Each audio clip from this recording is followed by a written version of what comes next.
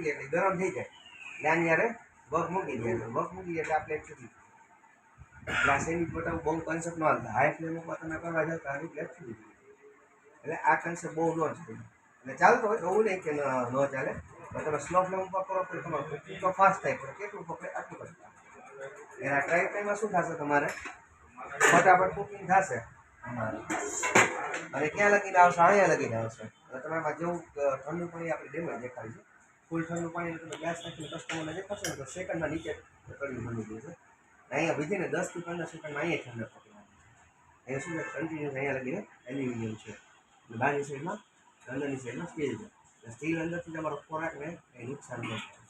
એના માટે અંદરની સાઈડમાં સ્ટીલ છે હવે આ છે ને ગ્લોસી કહેવાય શાઇનિંગ મારતી કોઈ બી વસ્તુ હોય ને એટલે ગ્લોસી કહેવાય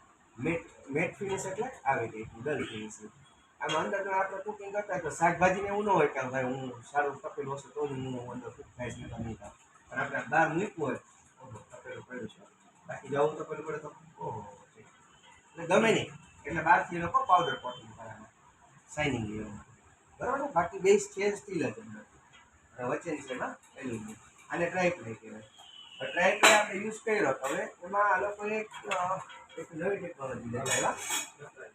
ટ્રાય પ્લે ઉપર આ લોકોએ છે ને કોરોનાવાળા નોનસ્ટિક કર્યું છે કોટિંગ ટ્રાય પ્લે ઉપર નોનસ્ટિક કોટિંગ કરવાનું રીઝન શું કે કુકિંગ તો થતું પણ કોક વાર છે ને ટ્રાય પ્લેમાં ચોટી જાય તમારે ફ્લાસ્ક ગેસ થઈ ગયો નાનો બહુ સ્લો ફ્લેમ પર કરશો તો ફાસ્ટ કુકિંગ થશે પ્લસમાં તમારું ઓઇલ બી એટલું બચશે માની લો કે ઘણા લોકો 10 ચમચી તેલનો યુઝ કરતા ભીંડાનું શાક બનાવવા ઘણા લોકો 5 ચમચી 4 ચમચી 3 ચમચીમાં બી ઓઇલનું એવું એટલું ઓઇલ કરીને બી એ લોકો સબ્જી બનાવે છે પાછું ક્રિસ્પીનેસ એવી ને એવી જોઈએ એવું નહીં કે ભીંડો થાય બરાબર છે દૂધ ગરમ કરવા મૂકો તો તમારું દૂધ ફટાફટ ગરમ થઈ જાય ને ગેસ થવું બચે તમારો ટાઈમ બચે અને પ્લસમાં પૈસા 1 યર કે 2 યર્સ તમે કન્ટિન્યુઅસ યુઝ કરો એટલે સાવા તો પેલું તમારું ફ્રીમાં થઈ જાય બરાબર હવે આ ટ્રાય પ્લેનો કન્સેપ્ટ એટલે આવ્યો કે તમારો ટાઈમને બધું બચે પણ તો એ પોપોટ છે ને ચોટવાની શક્યતા રહેતી એટલે આ લોકો શું કર્યું નોનસ્ટિક કોટિંગ આમાં કર્યું આને નેનો બ્યુરો ટેકનોલોજી કહે છે એ લોકો અને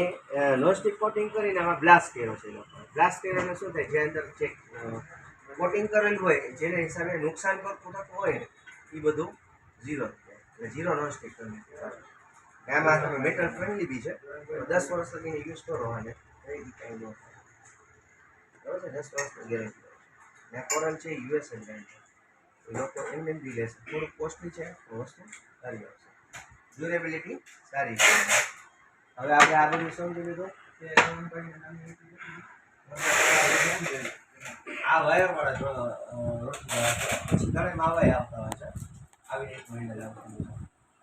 છે પછી આ જે છે એ શું કહેવાય અપમ પાત્ર કહેવાય અપમ અત્યારે તમને ખબર હોય તો બહુ ચાલે છે અપમ બધી મારે અમારે ત્યાં મોમોઝ બી મળશે મોમોઝમાં શું હોય કે કરલી થોડી ડિઝાઇન હોય છે અને એ જે ખીરામાંથી તેમાંથી કંઈક આપણી પાસે જો આવે છે મોમોઝ આ ટ્વેઇન વન છે આ જે છે ને આપણી પાસે ટ્વેઇન વન છે આમાં જો તમે ગ્રીલિંગ બી આપેલું છે એટલે એને કારણે શું થશે આવા ખાચા આપ્યા છે એને કારણે મોમોઝ બી તમે બની શકો અપમ બી બની જાય ટ્વેઇન વન બરાબર છે આમાં 12 કેવી છે 12 કેવી એટલે 1 પીસ 2 પીસ અને કેવી ઇંગ્લિશમાં બરાબર 3 ને પછી 9 વાળું આવે 7 વાળું આવે આજે આખી 7 વાળું છે એમ અલગ અલગ સાઇઝ પ્રમાણે પ્રાઇસ હોય અને આ કોટિંગ પાછું કેવું કહેવાય માર્બલ કે ગ્રેનાઇટ કોટિંગ કરેલું છે આમાં નોનસ્ટિક બધા છે એલ્યુમિનિયમ ઉપર છે ઓલા જે છે એ સ્ટીલ ઉપર જો પછી આ જે કઢાઈ છે એ કઈ છે ગ્રેનાઇટ કે માર્બલ ફિનિશ વાળી ઘણીમાં હેન્ડલ અલગ અલગ ટાઈપના આપ્યા બેટલ એકના હેન્ડલ આવે ઘણીમાં સ્ટીલના હેન્ડલ હોય આ જેમ કે સ્ટીલનું હેન્ડલ છે આમાં બેટલ એક હેન્ડલ આપેલા છે હવે ઘણી લોકો શું થાય કે ઘણા લોકોને કિચનમાં સ્પેસ ન હોય શું કરે એ લોકો કાસરા લે કાસરા એટલે કેવી રીતના આ બે હેન્ડલ ન આવે કાસરા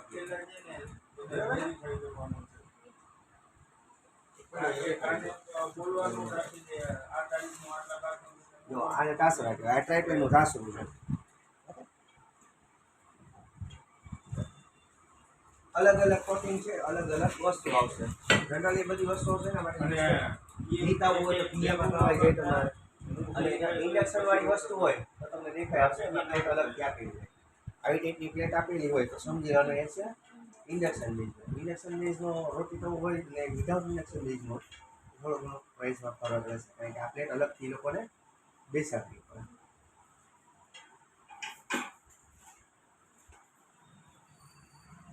હવે આ સિરામિક કોટિંગ વાળું છે અને આમાં ટ્રાય પ્લાય છે. આપણી આની એજન્સી જેવી છે, ટ્રાયલ કંપની છે, બ્રાઝિલની કંપની છે, 36 વર્ષ જૂની કંપની છે. ને આમાં તમે પાણીને એક ટીપું નાખશો ને તો બી એ કોઈ ચોટશે નહીં. હું ઘણી વખત ડેમો કરીને દેખાડતો હોઉં છું કસ્ટમરને. તમે એવું તો તમે એક ડ્રોપ એ તમે ચોટશો એટલે આખું ડ્રોપ્સ આમ મરી જશે પણ તે ચોટશે નહીં. પછી સેમ ટ્રાય પ્લાયમાં રોટી તવા, કસ્ટમરની ઘણી બધી ડિમાન્ડ હતી. ટ્રાય પ્લાયમાં રોટી તવા છે. એવી રીતના હવે જે એક બીજું કોટિંગ આવશે તમારે. આ એક ફ્રાય પેન છે. આમાં એ લોકોએ ઓરેન્જ કંપની એટલે કેમલ કંપની છે, 1965ની કંપની છે. પેલા કેમલ નામ હતું, પછી અત્યારે ઓરેન્જ એની પેરેન્ટ કંપની હતી, એમાં એવું મર્જ થઈ ગયું છે. એટલે આ તમને ધ્યાનમાં લઈએ. પ્રોકુક એટલે મિલ્ટન કંપની થઈ, ઓરલ એટલે યુએસએ બ્રાન્ડ થઈ તમારે, મિરર એટલે આપણી ઇન્ડિયન અહીંયા લોકલ બ્રાન્ડ છે અને પુણેની છે. બહુ સારું એવું કામકાજ છે એનું બી. અને પ્રભા કરીને એક બ્રાન્ડ છે, પ્રભા યુકો, આ બધી બ્રાન્ડ આવેલી છે. આ મધમાખીની હનીકોમ કોટિંગની કહી શકે, આ રીતની ડિઝાઇન કરેલી છે.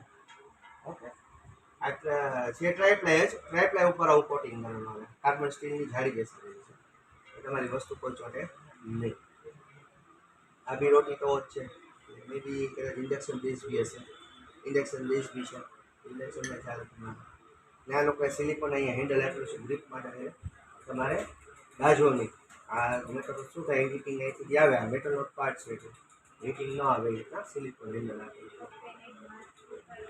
હાજી હા હા, મેટર દાજી જાય. સર કોલ આવે. પોસ્ટ નાખવાનું હોય